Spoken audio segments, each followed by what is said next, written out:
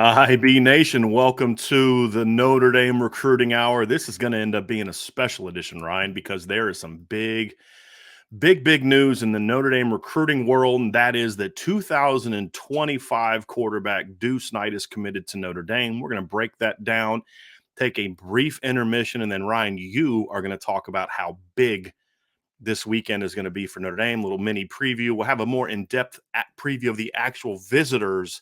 You're going to do a special show later this week that we'll publish on the podcast and YouTube channel, where you'll dive more into the players specifically. But you're going to talk about what this game means from a recruiting standpoint this weekend. And of course, Ryan, I'm rocking the gap closers because Notre Dame got a gap closer today. Yes, there you go. Ryan's rocking the gap closer because Notre Dame got another gap closer quarterback, Ryan. And I got to tell you, we're going to kick it off this way. Who knew that when Marcus Freeman, the defensive coordinator, former linebacker, got hired as the head coach, that the position Notre Dame would recruit the best in the next 3 cycles would be quarterback? Who knew? Who knew? But it's a big one, man. It's a big one. This is huge. I mean, it's massive. I mean, we'll talk about all the implications, obviously. I mean, we'll talk about the proximity conversation, right? Because right now Notre Dame's 3 commits in the 2025 class are 2 from Florida and 1 from the state of Mississippi. So like that's pretty dang different, if I would say so myself, right? So a lot of big things, but obviously we'll focus heavily on Deuce Knight, who Notre Dame honed in on very early on in this recruitment, obviously, as a guy that they really wanted in this class. We've talked about this young man ad nauseum over the last few months because he was, for a large portion of that time, the top target on the board for Notre Dame. And there was obviously some back and forth, and Bear Bachmeier entered the fold, who Notre Dame really liked as well and would have taken Bear Bachmeier's commitment. But at the end of the day, Notre Dame got the quarterback that they wanted all along when it all came down to it and when all was said and done. So massive get for Notre Dame. Big time opportunity for Deuce Knight, a Mississippi kid who played a couple games in the state of Tennessee this year, to come up to South Bend, Indiana. And I mean, it's just, again, shows the trajectory of this program, I think. Going from Kenny Minchey to CJ Carr to now Deuce Knight, all 3 have some similarities, but all 3 have things that are very different that they bring to the table. And with Gino Guidugli leading that quarterback room in the near future, I'm very optimistic that Deuce Knight, if he hits his potential, will be a star for Notre Dame. So I'm super excited about this one, man. I really am.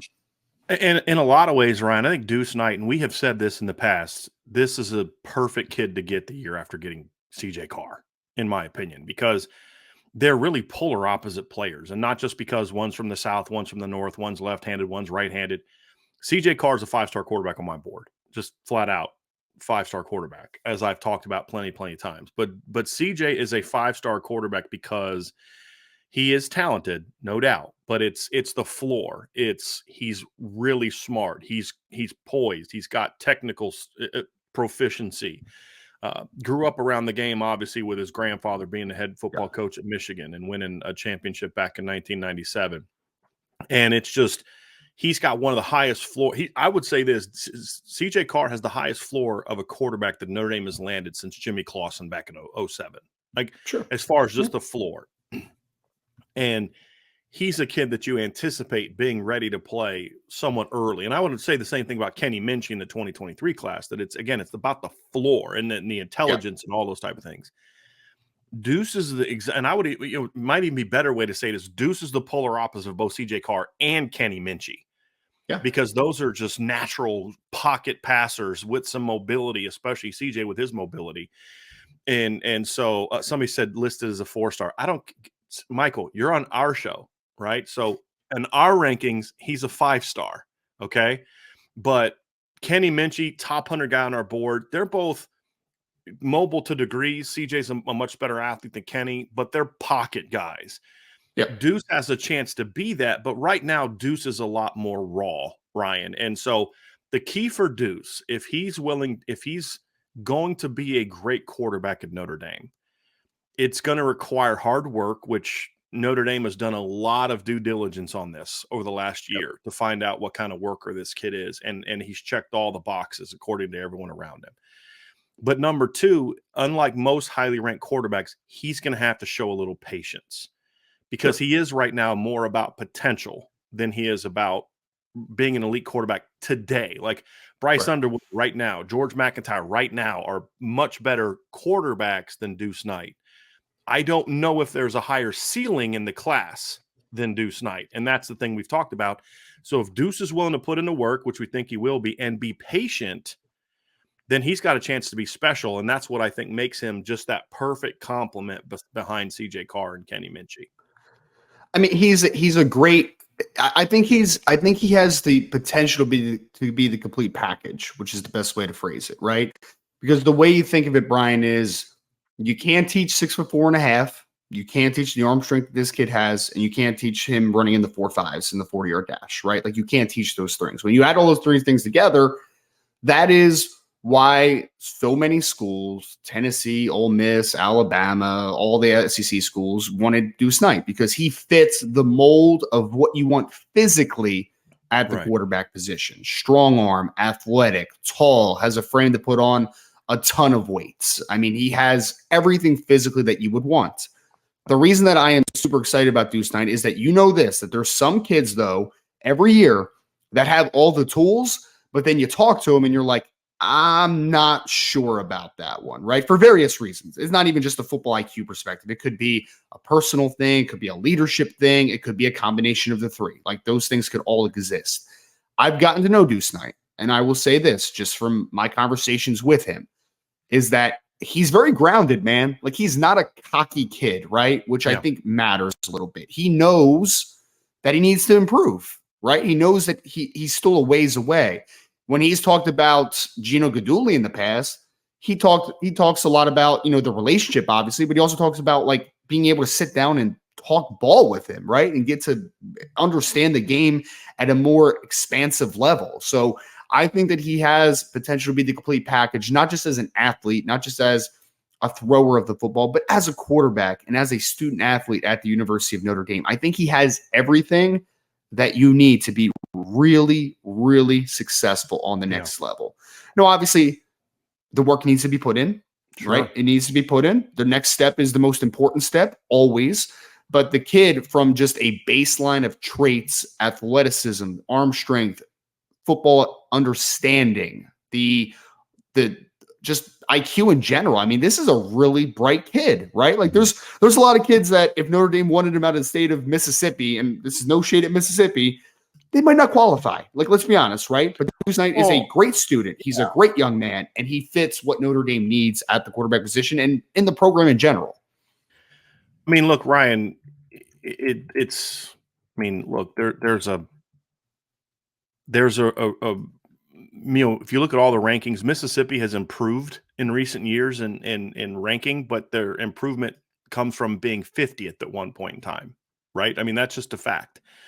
And so you always have to do your due diligence to find out if any kid can be an academic fit at Notre Dame. But that's part of the process is like you make certain, okay, you've got to be prepared to say, okay, this kid is from here. Most kids from there are this. So like when I recruited in Norfolk, Virginia and Virginia Beach and all those, I always had to, when I saw a great player, I always had to be like, okay, let me check the transcript first because I played in that area and I knew what the GPAs were a lot of my teammates, not all of them, but a lot of them were. I knew what the GPAs were of guys that I went against. And you just know some regions, it's just that tends to be an issue. But as you said, Deuce is not he's not the norm for a lot of places. I mean, he, like you said, and a lot of that comes from family background. I mean, Deuce has made comments in the past, like if it was up to my mom, I would have committed Notre Dame a long time ago. You know what I mean? Sure. Like, very pro Notre Dame family because they understand the opportunities that Notre Dame can provide for Deuce on and off the field. And here's something else that doesn't hurt Notre Dame when it comes to recruiting quarterbacks like Deuce Knight and other big-time quarterbacks is what's happening with Sam Hartman right now. And I'm not talking about on the field. I'm talking about the NIL stuff and the dollars being thrown at Sam Hartman because he's the quarterback at Notre Dame. That stuff matters. That is huge. I promise you that recruits are aware of how much money Sam Hartman is getting. Sure. And that's having a big impact. And so, because that's going to be one of the big things with Deuce Knight, right? I hope he sticks. First of all, it's okay to just be happy. With every recruit, there's always this is the world we live in, right? Nobody's a guarantee to sign somewhere. But it's okay we can cross that bridge if it ever happens. But for right now, we're going to be happy that Deuce is in the class. But practically speaking, there is some reality that this is what's being thrown at quarterbacks in this NIL era. Sure. My understanding from some different people that I talked to is Deuce, like every other big time quarterback, is aware of those things. The family's aware of those things. But my understanding is the family has more of a long-term view of NIL opportunities, not the give me this amount of money now, more of the long-term view. And that's where what's going on with Sam Hartman is having such a huge impact on guys like Deuce Knight. Yeah. That, hey, I love Notre Dame. I love everything about Notre Dame. But yeah, this stuff's important to me. It's not going to be the driver in my decision, but it matters. But now Notre Dame can say, okay, look, we're not going to give you this, but look what our starting quarterback is doing. So you want to make millions of dollars being a college quarterback? Put in the work and become the starter at Notre Dame. And I promise you're going to get that kind of opportunity. And Deuce has always had a bit to me, right? And you know him even better than I do. Deuce has always had the times I've talked to him and people that I know him. He's always had a bit of a I want to be different type of kid. Like, I'm not into the same things that he, who he reminds me a lot of? Reminds me a lot of Jeremiah Love, right? Who had millions thrown. I mean, had tons of money thrown at him and all that. But kind of quiet and reserved. And I could see that. Talks about things outside of just football. You know what I mean? Like, he's just got a little bit of that. There's something different about that kid. And Deuce reminds me a lot of Jeremiah Love. And no matter what people were throwing at Jeremiah, it just didn't faze him because he had bigger things in mind than that. And that's why I'm, because I've done a lot of digging on this last couple weeks, Ryan, because as Deuce kind of was like, hey, I wanted to push my commitment back. His little backstory, Deuce had said he wanted to commit over the summer. That didn't happen. There was the transfer to Tennessee, then the transfer back. And so there was a lot of, okay, is this kid falling into that same trap or is there something different? And then when you do digging on it and you realize why certain things happened, you're like, okay, yeah, I've been there. Because I went through that. I transferred to a high school in Florida my junior year down in Jacksonville to play for my high school coach who got a job in Jacksonville. And I thought I could do it, man. I'm going go down there and do it. And by the end of the spring, I was like, dude, I miss my family. I want to go. I'm not ready yet. I thought I was ready to move away from home, but I wasn't ready yet. Well, a year later, I was ready and I moved away from home and went to college. But it was a similar thing where it just kind of happened pretty quickly, and you do your homework and you realize, okay, the concerns I had were alleviated. Right. I'm just going to be honest, because I did have those concerns the last month when he was pushing it back and he wants to visit here and he wants to visit there. Yeah. And when it came down to it, I think that how Notre Dame handled the quarterback situation with Bear, I think Notre Dame played this perfectly. Not that they played Deuce, but they got into a situation of, hey, we went through this a year ago with Dante Moore. Loved him. He kept telling us how much he loves Notre Dame and he's coming. He was silently committed and all this kind of stuff. And then push comes to shove, he ends up not coming. Right. And I think that spooked Notre Dame. Not spooked him a little bit, but they're like, hey, we love Deuce. Deuce is our guy, but we also like Bear Bachmeier a lot, and we can't afford to be left at the altar with nothing.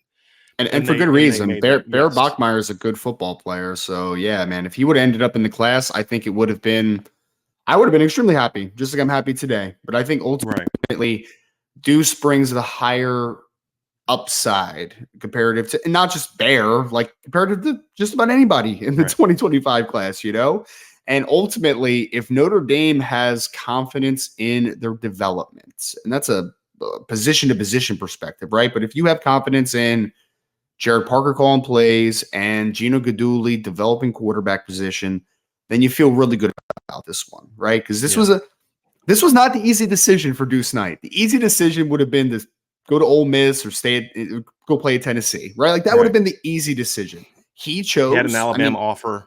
Yeah, I mean, he could have easily stayed down south, and it would have been very easy for him. Him being a Southern kid, him having all those roots, and that's all he knows, right? But this was a different decision for him. He tweeted out the video about thinking big, right? And that's the difference. He wants something different. And I always thought he would ultimately want something different because he has also had family that has gone up and played at the University of Indiana, for instance, right? Like Ty Freifogel, his older brother. And so he's had those types of things. But I mean, you're right, Brian. Like anytime you have a kid that is in SEC country, in that territory, big time quarterback, NIL money, like all that stuff kind of put together, it's always going to be a tough pull getting a kid like Sure. Deuce Knight out of the South. And it's Always. But Notre understandable for Dame didn't fans to stop. have that angst, Ryan. It is. Yeah, I absolutely. am not hammering people for the reservations and all that kind of stuff. I get it. And Yep. like you said, though, that's why you did your due diligence. That's why I've done my due diligence. And all of the due diligence is following the due diligence that Notre Dame has done. And here's the big difference between Deuce Knight and Dante Moore more than anything. Dante did not have a push from home to Notre Dame. It was actually the exact opposite. He had a dad who didn't want Notre Dame because he was focused on other things. It's the opposite with Deuce. Yep. Deuce has a support structure at home that's which is why it was hard for him to kind of leave last minute the way that he did. I don't think he was prepared for that. And again, Ryan, I can sympathize with that because I went through that as a junior in high school, and I made that similar decision, and it was tough. But at the end of the day, like you said, he's choosing the harder path. I hope you guys understand that. A kid from Loosedale, Mississippi, going to Notre Dame is choosing the harder path. He's not choosing the easy route. He could go to Auburn, not have to worry about going to class, play in Hugh Freeze's quarterback-friendly system, and be fine. Go to play for Lane Kiffin and do all the type of things he would have been sick in Lane's offense. Yeah, man. and not have to worry about really the academic side the way that he will at Notre Dame. Deuce is taking the harder path. And then here's the other thing about it. Guys, Deuce knows who CJ Carr is. He knows who Kenny Minchie is. And it's like, yeah, but I'm Deuce Knight. I love that about this group. I really do. And we've heard things about how CJ Carr was welcoming to Deuce when they've been on campus together, and you just love that. So big pickup, Ryan, and obviously I tip of the cap to the Notre Dame staff for how they handle this whole thing of being patient but not too patient, being willing to make a move on Bear but not do it in a way where you alienate Deuce. I really think they handled this thing beautifully, and it was not. Look, they didn't play Deuce with Bear. I mean, they genuinely like Bear Bryant or Bear Bachmeier. Like if he decided he wanted to come and Deuce was like, "Nah, I'm willing to wait," they would have taken Bear Bachmeier. But Deuce has been their number one guy for a long time, and that hasn't changed. Yes. And so, and also, this is a big first win for Gino Guidugli. He gets on the board and impress. I mean, he gets kind of a half a point for keeping CJ Carr at Notre Dame. Sure. But Tommy Rees did the legwork to get CJ Carr to Notre Dame. Yep. This is the first big score for Gino Guidugli, and he kicked off his recruiting world, his recruiting success in Notre Dame in pretty impressive fashion. Not just the talent wise, Ryan, but going into the Deep South and getting this kind of kid. This isn't a kid that's from Michigan or Indianapolis or Chicago, Ryan. This is a kid in Mississippi, big time. Well, and Brian, I think we need to also say that Gino Guidugli also put in so much work on the travels this offseason, right? On the recruiting trail. I mean, he was out seeing everyone. I mean, obviously that's hyperbolic, but like he saw so many different quarterbacks, a lot of good ones too, a whole lot of good ones. Bear Bachmeier was one of those that he went out to see. And as soon as he saw him throw and talk to his coaches and everything, that was a player that they liked in the 2025 recruiting class as well. And so this is their guy, right? He's their guy. Gino Guidugli obviously has signed off on this one. Jared Parker signed off on this one. Marcus Freeman, the whole staff has signed off on this one. This is a kid that they absolutely wanted in the class. They got their guy ultimately, folks. Like that's, you want to talk about the end all be all? Like that's the end all be all. Like they got their guy. We'll see how it turns out and how he develops and if they're able to make the most of his opportunities and his talent. But ultimately, Notre Dame got the quarterback that they wanted, which is fantastic. And what great timing. Can we talk about the timing as well? You're about to play the biggest game of your season, about to have the biggest recruiting weekend probably of your entire season in Ohio State.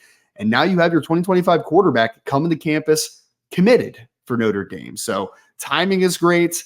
This one was so sweet in every instance, right? You got a big time quarterback. He's in time to come now visit Ohio State as a committed quarterback of the 2025 class, help recruit a bunch of the players that are going to be on campus. We'll talk about that obviously more in the second section of this podcast, but just a massive victory for Notre Dame. And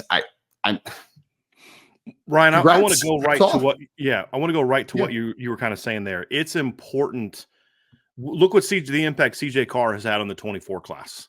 I mean, getting CJ Carr early is a big reason you have one of the best running back hauls in the country, if not the best. It's why you have one of the best receiving classes in the country. It's why you have a top 250 tight end. It's why the offensive line class has taken shape. And there's even some defensive guys that have talked about CJ when they've picked Yeah. Notre Dame, right? I Oh, mean, yeah, no doubt. so when you get a big time quarterback to kick off your class, he's going to be a Pied Piper. I mean, kids want to play with him. I mean, I watched the Swamp Kings finally last week when I was in town. You know, my mom's at the hospital, and I'm like, well, you know, like let me check this out. But you heard guys talk about like, well, once Tebow went to Florida, I was going to go to Florida. Like, I mean, Yeah. big time quarterbacks just have that type of effect, folks. And you get CJ, he's had that in the 24 class.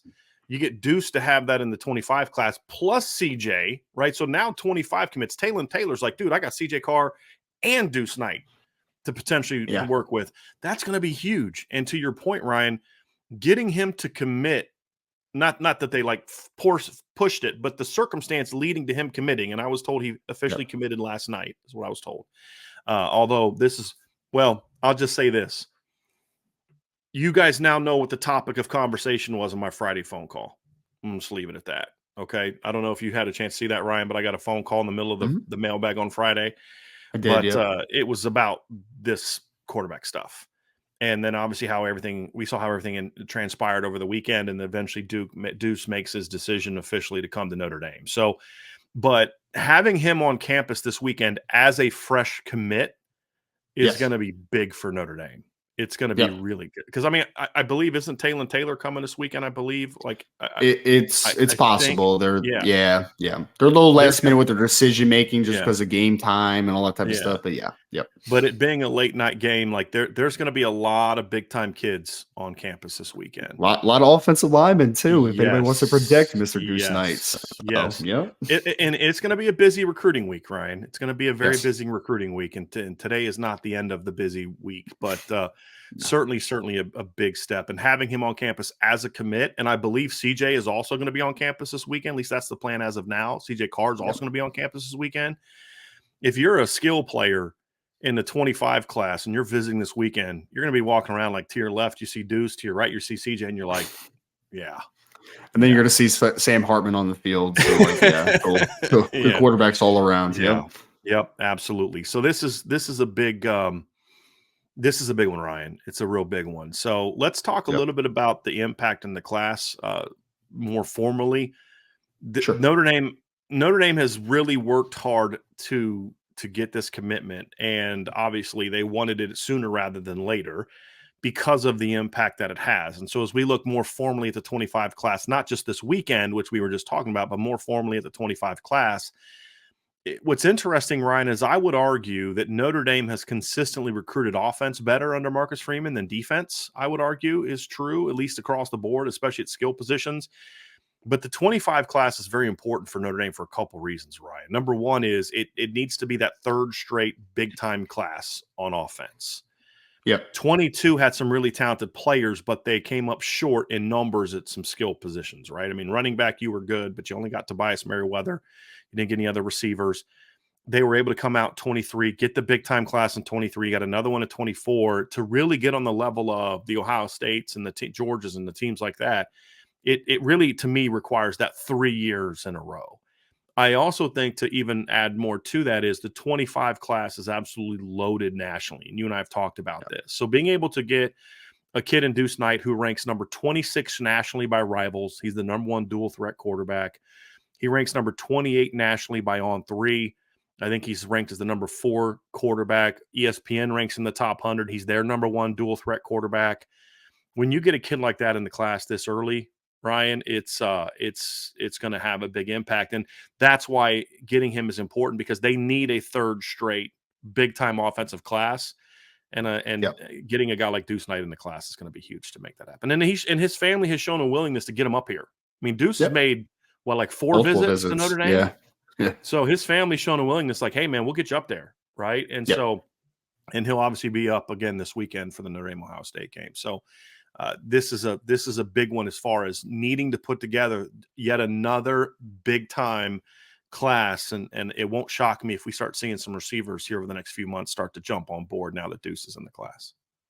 I mean, it was no surprise that Notre Dame was able to get the class in 2024 offensively after CJ Carr commits the class. Like, I mean, obviously Cam Williams and Jack Larson were very short after that, but you don't think that having a quarterback like CJ Carr had effects on guys like Kedron Young and Aeneas Williams and Logan Saldate and Micah Gilbert. And I mean, he has an effect, guys. Like they want to come play for great quarterbacks. Yeah. Cam Williams following CJ Carr here. I mean, that had a big impact. Jack Larson has said publicly that he's primarily his first main attraction in Notre Dame was playing with CJ Carr. Sure. Because everybody knew CJ was coming to Notre Dame. Yeah. But yeah, I mean, when Cam Williams visited for the Irish Invasion 2 years ago, Michigan was considered his leader at the time. And then obviously you spend a couple days with CJ and it was over.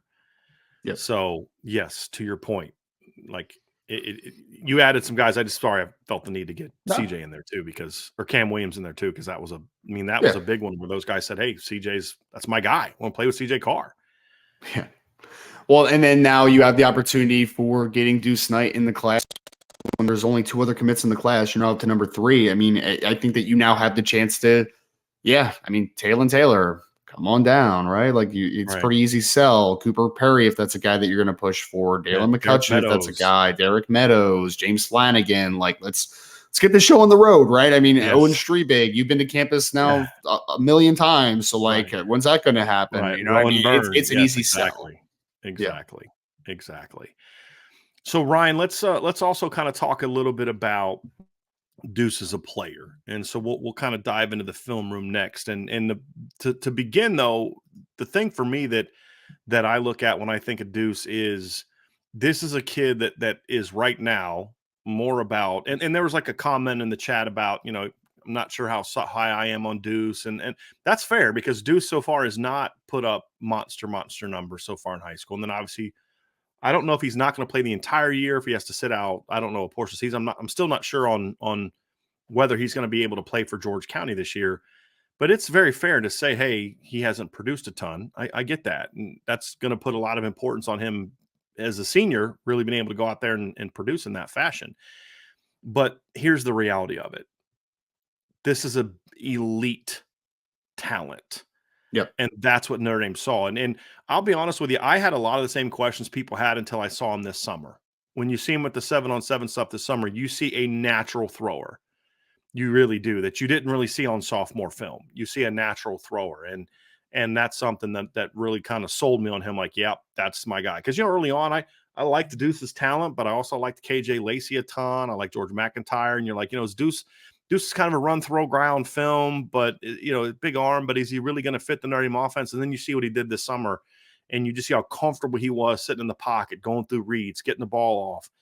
And you say, okay, this is a kid that's got a lot of those tools. So, that's the thing for me is this is a kid that is right now more about the ceiling than he is the floor. There's no doubt about it.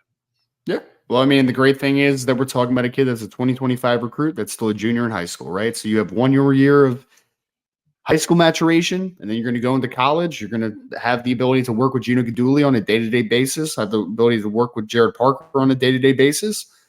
And then from there, it's about how quickly you develop over the next year to 2 or whatever the time frame will be from developing from a backup quarterback, a bushy-eyed, young man who, we saw it with Kenny Minchie this spring, right? Where it's like, Kenny Minchie, you're just getting him acclimated slowly, right? Like, let's get him slowly. Every day you get a little bit better, a little bit more confident.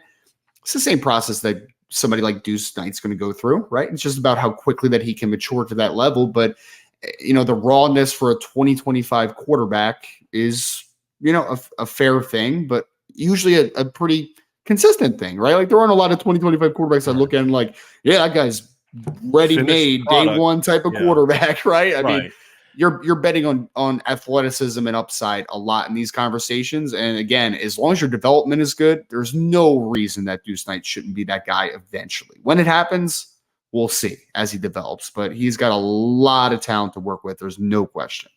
Yep. All right, let's dive into the film, Ryan, of Deuce Knight, and we'll start right here. So the first thing that people notice, obviously, he's a left-handed quarterback.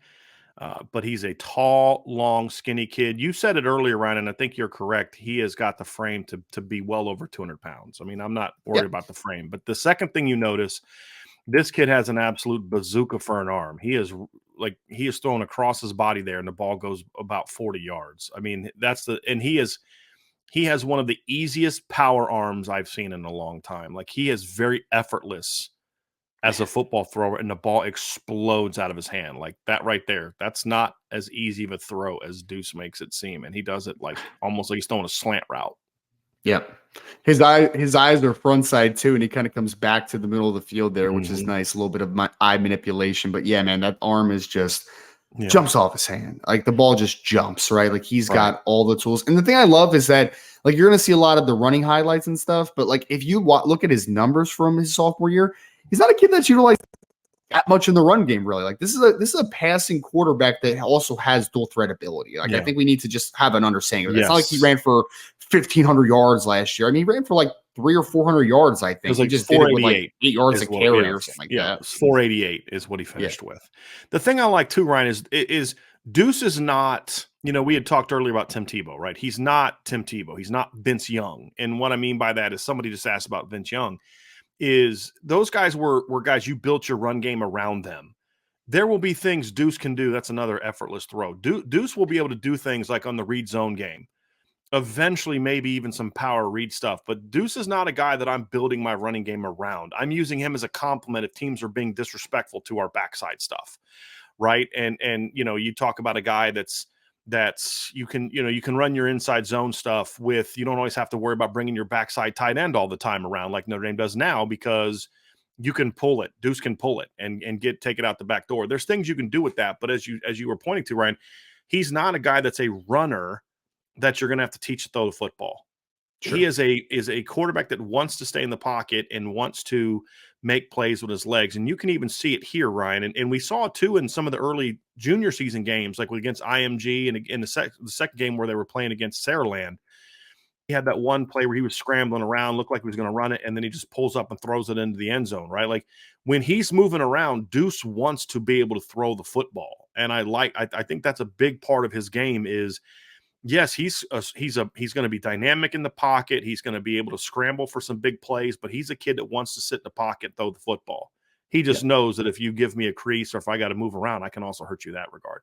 But like right here, for example, steps into the pocket. His eyes never come off downfield, right? Like you can see it, Ryan. His eyes never come up off downfield, and he's able to, boom, flip that ball over the top, right? Yep. And going in opposite direction of where he's supposed to throw as well, which is impressive. That's a rope right there. And there's no limitations on what you can do with him in the passing game too, as far as if you're a team that likes to move the pocket, if you're a team that likes to run heavy RPO stuff, if you want to push the ball vertically, he has all the passing upside to fit any system if you need him to, right? Like there's no route concept he can't do. There's no little wrinkle that he can't run. He has all the necessarily passing prowess to develop into that type of kid.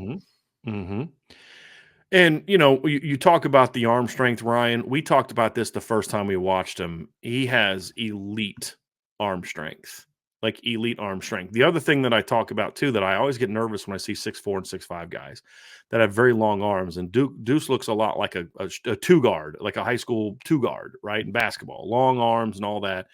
He's got a little bit of that arm, that length that Trevor Lawrence and Hendon Hooker had, which can be a problem for some kids. But for Deuce, he's pretty compact with it, Ryan, which is something that I like. And he's got pretty good arm speed getting the ball through the zone, which can be a concern for long-armed quarterbacks. Deuce has not shown that problem for me in high school. No, it's not. It's a relatively short release. It's not elongated. It's not one where it's just like that ball is going to take forever to get there. I mean, like there's some guys, I remember like Byron Leftwich was one, right? Where it was just like that. It just takes forever for the ball to get out, and not forever as in like he doesn't have a strong arm, forever as in he just has a really long arm that his release just takes forever. Like we've seen guys like that. It was lumbering to get through it. Yeah. Yep. And that ball, that ball explodes off his hand, man. Explodes. Byron Leftwich is that way, but another one is, Tim Tebow is that way. Had a very long release and it wasn't really fast. And Yep. that's something that hurt them in the National Football League. That won't be an issue for Deuce. That right there is a perfect example. Like, this is a really quick, compact plant, get the ball out, great ball placement, touchdown type of throw. Yep. Now his high school team doesn't really tailor to that, but when you see it, Deuce is pretty good about it. Like right there, little play action, quick slant. He's getting hit in the face, boom, right in the money, gets the ball out. You see those things. And as I said earlier, one of the things that really sold me on Deuce being a fit at Notre Dame as a player, not as a young man, was watching him this summer, because we did get to see him do more of just sitting in the pocket, going through his progressions, going through his reads, getting the ball out. And it really kind of played to what this young man can do. But like right there, like, he's moving around. There's no panic here. It's almost kind of like he's just kind of, okay, I'm just naturally moving around, keep my eyes downfield. There's like no, I don't say urgency, because I don't think that that's the word I'm looking for, because that can be a negative, but it's just, there's a calm, right? His eyes stay downfield. Let me find my guy. Boom, snap it off quickly and get the ball out to your receiver. It's a dangerous throw too if you don't have a strong arm back to the Right. middle of the field like that. Like, it's not a throw that I would recommend a lot of quarterbacks making, Right. but he has, again, it's the God-given tools that he has. I mean, there just aren't many quarterbacks, and this is 2025 class, obviously, but I mean, 2023, 2024 that have this much physical gifts. Like, they just really Right. don't. I mean, when people lost their minds over Nico that went to Tennessee, right? Like, this kid has a similar-ish skill set to that, as far as the arm strength, athleticism. And he might even be a little bit more athletic than Nico was Yeah, at the he's same more age, right? smooth than Nico is, and probably a tad faster. I'll say Yeah. this too, that was one of my knocks on Nico, was he had a very long throwing motion. That's something Yeah. that Josh Heupel, and that's why I think going to Tennessee is a great move for him, because of what Josh Heupel was able to do with Hendon Hooker in that regard. But yes, uh, I like that comparison, Ryan. I Yeah. do. I like that comparison between those two, as far as like long and all that kind of stuff. Yeah, I like that one. I like that one. That's another just easy rope that he has. And here's the thing, you can do these things, right? Like, it's sometimes you get these athletic young quarterbacks and like, I got to prove that I'm a passer, so I won't run. And Deuce is not afraid to run. He's not afraid to use his legs at all.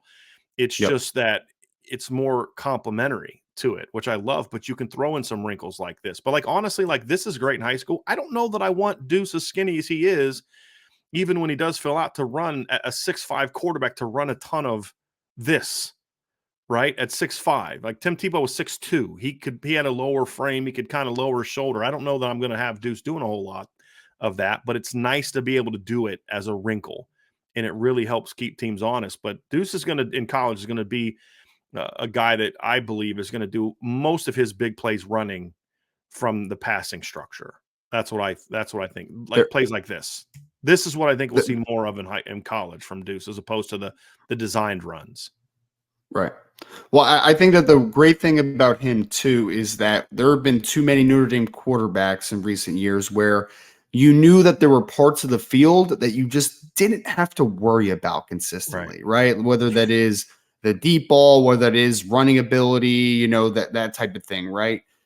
Deuce Knight is a player where, even if it's not perfect, you have to respect every level of the field, because he'll throw the ball over your head. He'll hit the intermediate routes. He'll throw with anticipation to the middle of the field with velocity. He will run the football as well. So those things all together, A 15-yard stop route, Ryan. You know what I yeah, mean? Like, that he just yeah. throws like it's a hitch. He, Like, defensive coordinator's worst nightmare, man. A quarterback that can affect every level of the yeah, field and with his legs. And that's what Deuce has the potential to be at the next level, in my opinion. yeah. It's funny. You said he's a defensive coordinator's worst nightmare. Well, what I wrote Yeah. in my article today, and I wrote on Friday when I wrote this important period at quarterback recruiting that Notre Dame is entering, where I talked about him and Bear, is yes, he's a defensive coordinator's worst nightmare, but he's a quarterback coach's dream, because he has all the intangibles and all the physical talent. The only quote unquote knock on him is he's left-handed, and that is a real thing, because again, it's the ball comes at you differently. There's a Yep. reason why in baseball some left-handed hitters can't hit left-handed pitchers because it comes at you from a different arm slot than a right-handed pitcher. So that'll be something that guys will have to get used to. But it's more of that, Ryan. It's that right there. It's something that requires people to get used to. It's not something that is a permanent hindrance. Well, I hate lefties. I hate them. So yeah, I get it. But when you have caught 1,000 passes from them, it's fine. And then obviously it's how do you structure your offensive line if he's the starter? But like, we're a ways from that. I'm not worried about that right now. You know what I mean? That'll kind of take care of itself. Let's let Deuce get through his high school career, and then we'll figure out how you're going to structure the offensive line. But it has to be noted as a lefty, it does come with some things that are going to require some getting used to from receivers, but they'll be able to if they throw with them long enough. That's the reality of it. If he ever does earn the starting job. Well, I mean, we talked about this a little bit, right? Like, this isn't as much film analysis, but he's also a player that is a lot different than what Notre Dame has had, right? As far as style, one, but more than anything, I mean, he's the third Mississippi recruit for Notre Dame since 1996, right? Or since 1995, excuse me. He's the first Mississippi quarterback to come to Notre Dame since Jarius Jackson in the late 90s.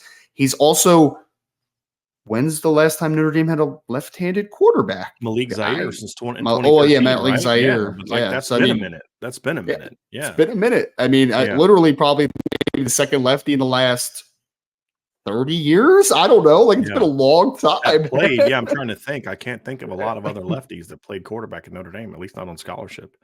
I really think that, like, the presence of him in the class, because we talked about it, and I'm going to talk about it a little bit more in the second section, right? Like, how much that means, especially during the Ohio State visit. It's big time because he's a 6'4.5" talented quarterback from the South. Like, that matters, right? But it's also, what does Notre Dame preach so much, Brian? Be different. Think different. Think big. Think big. Right? Yeah. Well, is there a better example of that than Deuce Knight? Is there? He had every reason not to come to Notre Dame. Every single reason. Big time quarterback from the South. First quarterback from Mississippi since the late 90s. A left-handed quarterback has not been an ordinary thing at Notre Dame. Like, you just haven't had a lot of Deuce Knights in Notre Dame's career, Notre Dame's history, come to the University of Notre Dame. And I think if you are preaching think big, right, you say, hey, 2025, come think big. Look at our quarterback in this class. He is the ultimate example of a kid that chose to do something completely different, out of his comfort zone, and be different, right?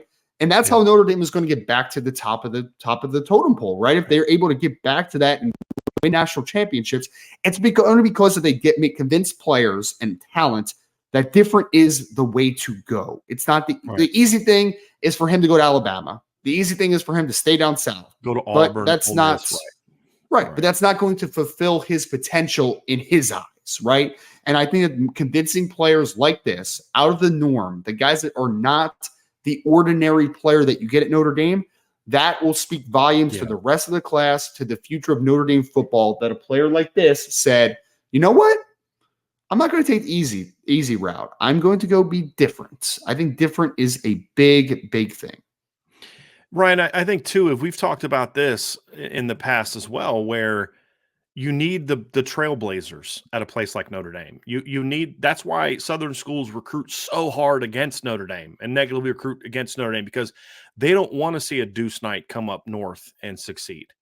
They don't want to see a Keon Keeley come up north and succeed. They don't want that pathway to be opened up to where all these kids say, hey, look, I can go home. I can go away from home for 3 to 4 years and get a great degree and play for championships and make a lot of NIL money and and because Notre Dame has something that none of those schools down south have.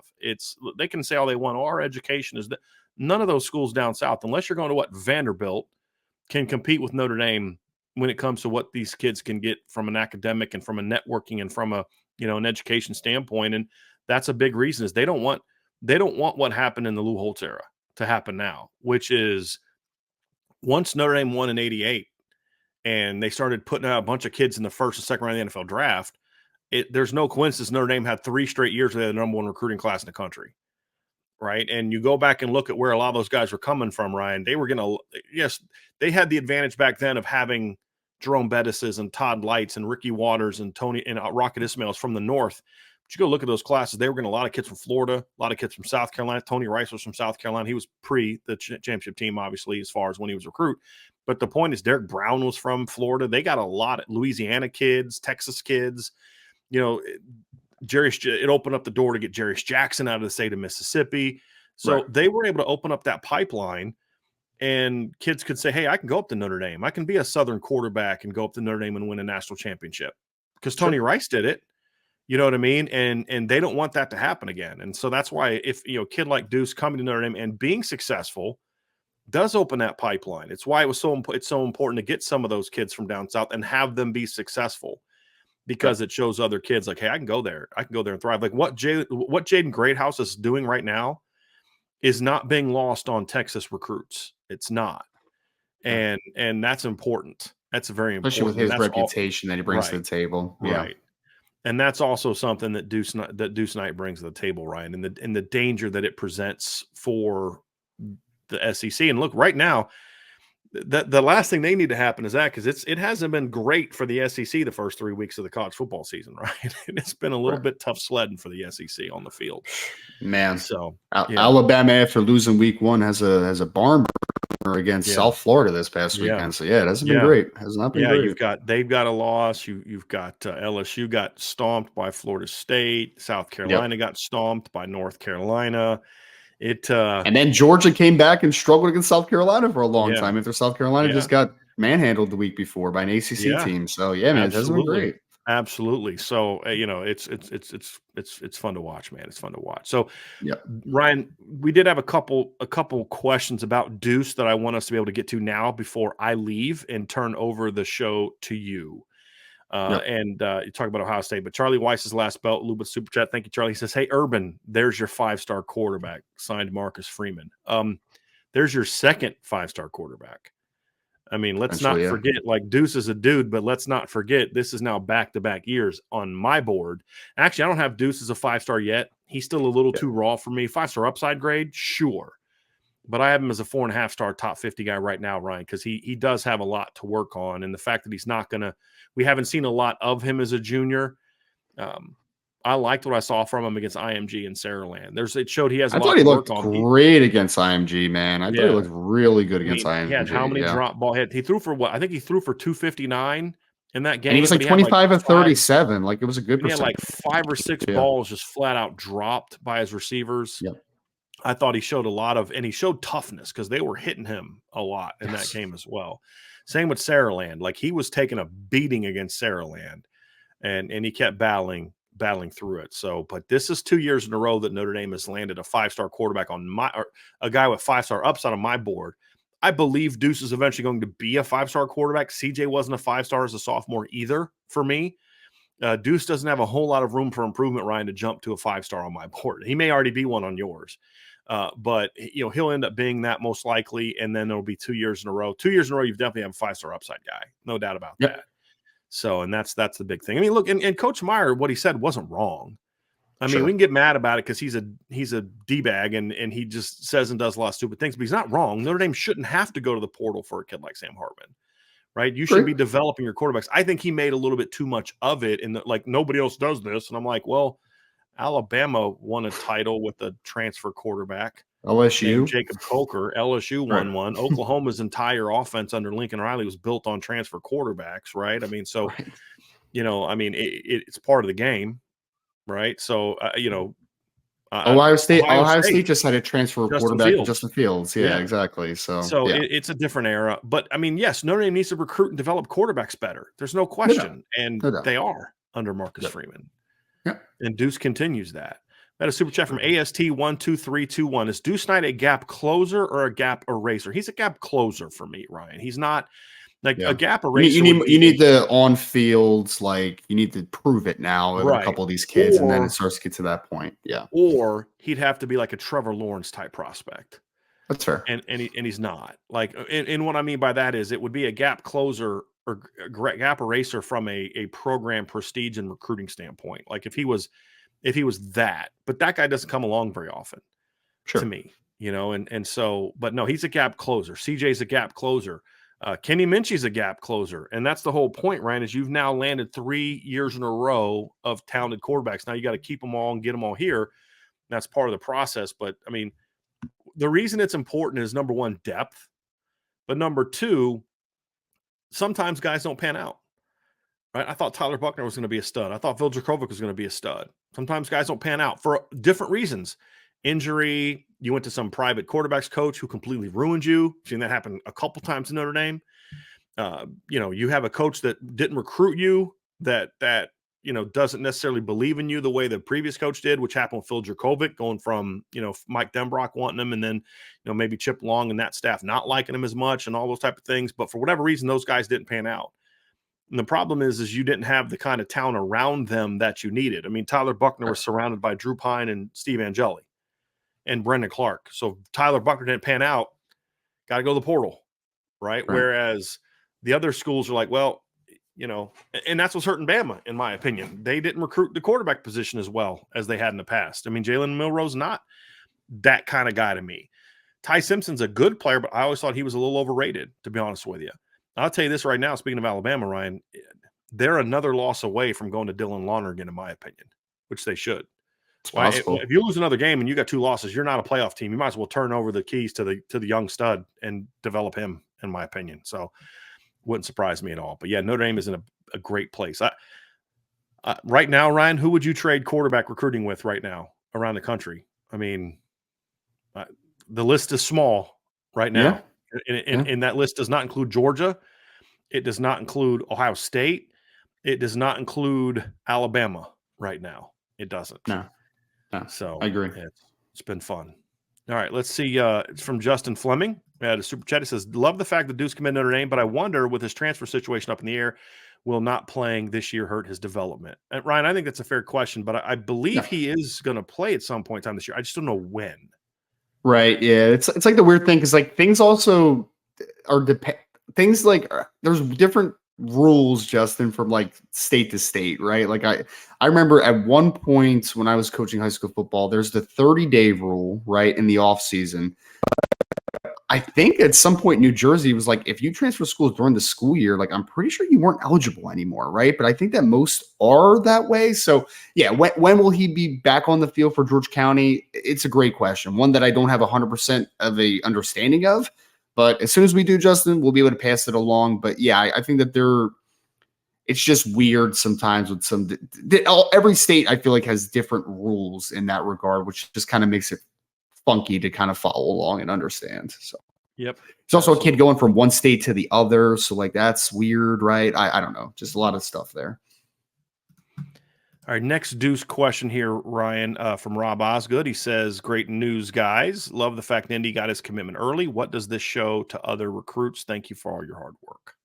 Well, I mean, I talked about it earlier, Rob. I think one thing is that it shows you that picking Notre Dame doesn't have to be the typical what you would envision as a Notre Dame football player, right? Like I think that shows you that Notre Dame can touch just about anywhere. I mean, we talked about the impact they had in 2023 in the state of Texas. You talk about what they've done in 2024 in the state of North Carolina. You talk now in 2025, your first 3 commits, and your 3 committed players currently are from Florida, and Mississippi. Doesn't happen too often in Notre Dame, right? Like that's a little different. That's different right there. It is.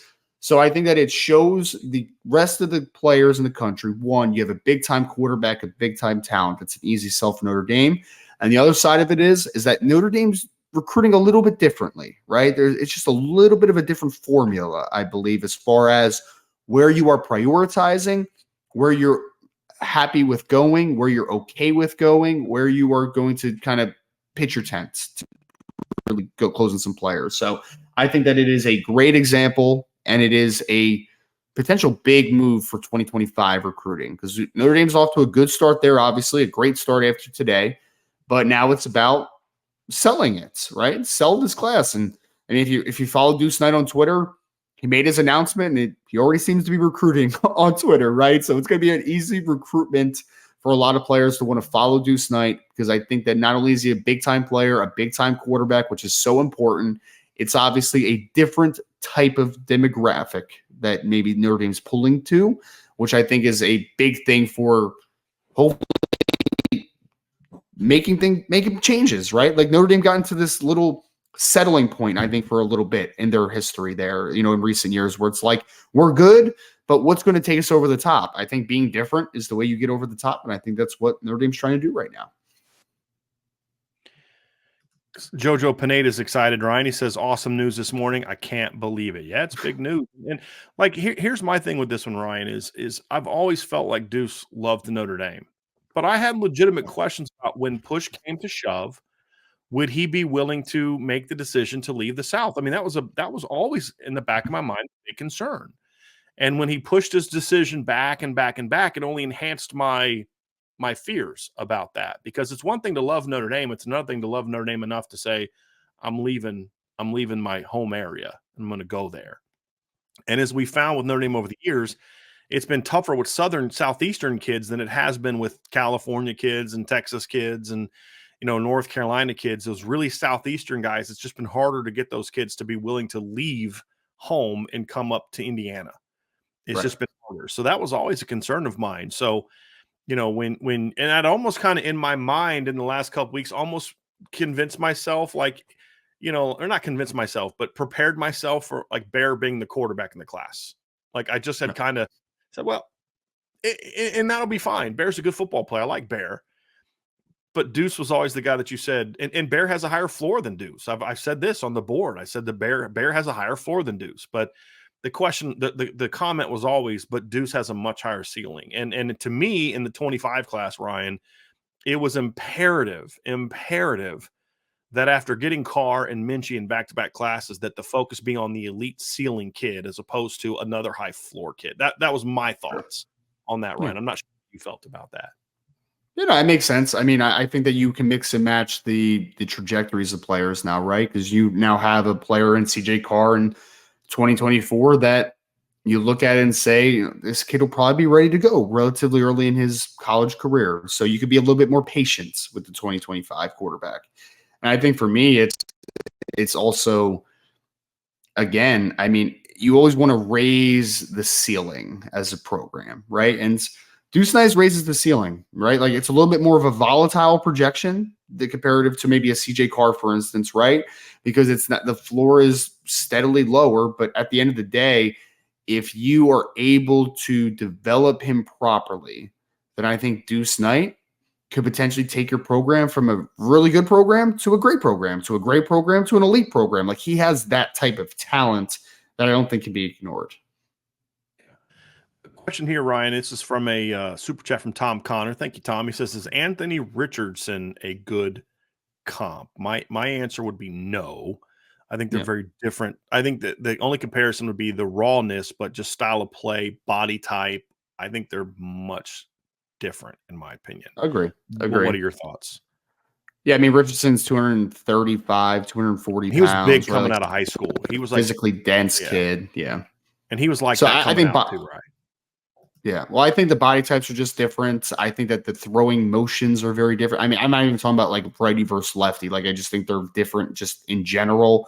I think that Anthony Richardson is a guy that you want to run a lot of quarterback run game with him because he's not a great athlete. He's not an elite athlete. Like, he's a historical athlete. Like, that's what Anthony Richardson is. Like, he's one of the best athletes we have ever seen at the quarterback position.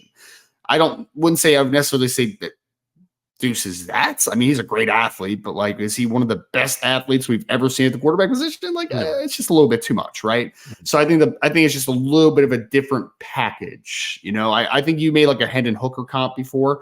I think that one makes a lot more sense. He might even be a little bit faster than Hendon Hooker, but I think body type wise, throwing motion wise, I think that one makes a little bit more sense. Wanting to be a pocket guy. Hendon was always athletic, but Hendon always wanted to be a pocket guy. But Hendon also was able to do a lot of damage with his legs at Tennessee. He was more than willing to use his legs to make plays. I always thought that was something I appreciated about Hendon Hooker, because he wasn't that guy that just stubbornly said, no, I'm a pocket guy. I'm a pocket guy. I'm a pocket guy. He was like, I'm more willing to go and run it. I mean, last year he didn't run it quite as much because of the injuries, but he ran for over 1,600 or 600 yards and 5 touchdowns in his first year as a starter at Tennessee. And didn't even start the season as a starter. Didn't take over till kind of his first start, I believe, was Tennessee Tech. He came off the bench against Pitt, I believe. I believe Joe Milton started the season as the quarterback, and he only threw one pass in the opener. He came off the Shocker bench that Joe Milton is not I good. know, Who right? would have Who knew? thought? Who knew? Exactly. Who knew?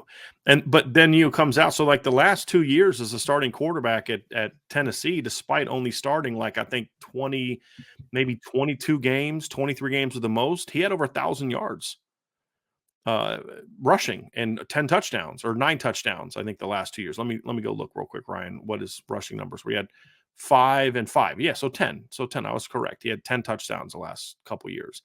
So yeah, Hendon Hooker was a guy that was more than willing to be a passer. And I think the mistake that Justin Fuente made is Justin Fuente kept thinking he was a dual threat quarterback. And the smartness of Josh Heupel is Josh Heupel treated him as an athletic passing quarterback. Oh, well, Justin Fuente was just like Hendon Hooker and what was it, Quincy Patterson. You're the same guy. We're just going to do the same exact stuff with you. It's exactly. Like, no, and they weren't. Not the same thing. Whereas Josh Heupel realized I have a pocket passer with a big arm that can also run. Yeah. And that's when Hendon Hooker started to flourish. And that's, to me, that's who Deuce Knight is, where Anthony Richardson is what Justin Fuente thought Caleb Patterson or Quincy Patterson was. Right. Yeah. And he wasn't. Anthony Richardson is a way better quarterback, but like that's who he thought Quincy Patterson was. He never quite appreciated what Hendon Hooker was. Josh Heupel did eventually, because again, he didn't in first. Let's be honest. That's why he started Joe Milton. You know what I mean? But he eventually realized what he had, and they went with it, and it was impressive. But yeah, he is a kid that likes to throw the football, that also can do a lot of damage with his legs. If you want a Notre Dame comp, it's the running usage of an Ian Book. Right now, Deuce Knight's a way better prospect than Ian Book, but Ian Book was a guy that ran for a lot of yards in his career at Notre Dame. Very rarely were those yards coming from designed runs. You'd have the occasional quarterback draw, capable like third and short outside run, but most of his damage as a runner at Notre Dame came as a scrambler and when pass plays broke down. I think Deuce will be the same way. He's a kid that is going to use his legs to do a lot of damage, but I don't think you're going to have him doing as many designed runs and quarterback powers as you did with Deshaun Kaiser, who was 240 pounds. And that's kind of the way that I look at it. So I think he'll be doing stuff in the run game more like how they used Everett Golson, who's smaller, read zones, get what you can get, dip out of bounds. But when you're making plays with your legs, it's scrambling around and those type of things is what it's going to be. That's how I see Deuce. Last couple here, Ryan, before we take our we're going to take a little brief intermission, put up the song and the logo, and then Ryan and I will kind of prep for the next section, and then Ryan will handle all that. It's going to be a lot of fun. Jared Venier with Super Chat. Thank you, Jared, very, very much. Folks, it's becoming a whole lot easier to be a Notre Dame fan these days. Go Irish Deuces. There's some people that are fighting it, Ryan. Like they just don't want to completely buy in because they don't want to have their hearts broken. And I get it. I do. But enjoy it, folks. It's fun. Yeah. It's a lot of fun. I mean, Notre Dame's just picked up a big-time quarterback. They're getting ready to play a top 10 battle at home against Ohio State. It's okay to enjoy it. Sit back and enjoy the ride. Sit back and enjoy the ride. Oh, man, if they beat Ohio State too, folks, then get ready, guys. We're heading, man. We're getting there. Here's an interesting Ryan. Charlie Weiss's last belt loop. With having Deuce, can you see Ryan Williams and Jamie French or any other top receivers rethinking their decisions? Deuce seems like a great magnet for Southern kids. Ryan Williams, I wouldn't say so, Charlie, just because he's an Alabama kid, right? He's an Alabama kid going to Alabama like he's a Saraland kid, right? So I wouldn't say that one. Jamie French, it's always possible. I mean, he's going to Bama too, but I mean, he's a kid that gave Notre Dame a serious look. Like Ryan Williams didn't give Notre Dame seriously. Didn't Jamie French take 2 visits, and his brother played at Pitt? So his brother, like Ty Frofogel, his brother similar to Deuce Knight, right? Similar played to Deuce North. Knight, so here's the thing too about Ryan Williams is if he's going to flip, he's going to follow a quarterback. He's going to follow his high school teammate KJ Lacey to Texas. That's where he would go if he's going to follow a quarterback. But yeah, the Jamie French one. What's helped by that is just watching Alabama the last 2 weeks. Yeah. It's like when was the last time you could say this? If you're a quarterback or receiver, why would you want to go to Bama over Notre Dame? When was the last time we were able to say that, Ryan? But that's the truth right now. I mean, that's the truth right now. When you look at those two teams, who would you rather be, a receiver at Alabama right now or a receiver at Notre Dame right now? Who would you rather Yeah, be? you're not Because wrong. here's what I know. Currently, Notre Dame is averaging 304.3 passing yards per game. Alabama is averaging 196. They rank 101st. Notre Dame ranks 21st. Notre Dame currently ranks 5th in college football behind two option teams, mind you. They rank 5th in college football in yards per attempt. Alabama ranks 57th in yards per attempt. Alabama in 3 games has 5 touchdowns and 2 picks. Notre Dame has Notre Dame, I should say, has 15 touchdowns and 0 picks. And right now, Notre Dame's offense ranks 3rd in pass efficiency on the season, and Alabama ranks 70th. So yeah, right now it's a good time to be. It's a good time to be Notre Dame. And by the way, Bama ranks 108th in completion percentage, and Notre Dame currently ranks 20th at 71%. So you're in that interesting era where Bama is going through that change. Their receiving talent has not been what it was in the past. It's still good, but it's not what it was in the past. And their quarterback depth chart is bad, and their offense is struggling mightily. Looks a lot like some of the old Notre Dame offenses. And so, yeah, it's you got to capitalize, Ryan. That's the whole point, right? Now, whether it's Jamie French or more so focusing on the kids that are still on the board, like, yeah, we love Jamie French, but instead of flipping him, let's get Talon Taylor. Let's get, you know what I mean? Let's get Dalen McCutcheon. Let's get Derek Meadows. Let's get the guys that are already on the board for us instead of trying to flip a kid. But you still then can try to flip him, but your priority number one is using this Deuce Knight commitment to try to convince Talon Taylor to maybe expedite his process up a little bit. That to me would be the top goal for Notre Dame. And that's their number one guy on the board right now is Talon Taylor. And you hope that this will impact that positively.